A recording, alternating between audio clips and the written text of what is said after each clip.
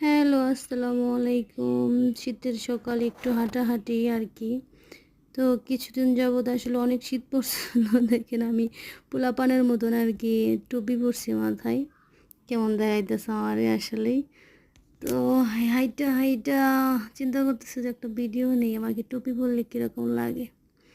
তো এর জন্য আর কি নিলাম, পড়লাম। কেমন লাগতেছে অবশ্যই কমেন্টে জানাবেন সবাই।